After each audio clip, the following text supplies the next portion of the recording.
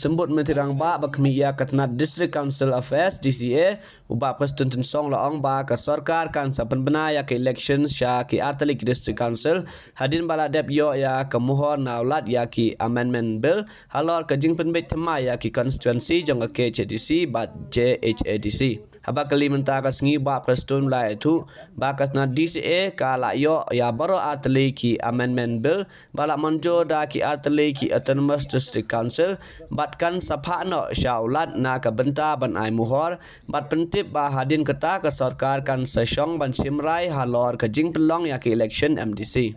Lapan kedua baik ke semua trikam jong ki MDC ha KCDC bat JHADC la penjalan rubnai ke ban kutno ha ke santrik nai lord ban wan nama ke jing penbet temai ya ki constituency. Katkum ke jing mi ha kila patai ku bola ong baka sarkar kala ban penjalan biang sa rubnai ya ke semua trikam ki MDC hindra ya ke ne ke kubor 4 la ban pentikna nama babaro atliki ADC kila dap ban monjor ya ke amendment bill bat pha ban yo ya ke Muhor naulat kecil. Right now we have received both the council, Jaintia and Kasi, the bill that they have already passed for that amendment of this thing, the delimitation.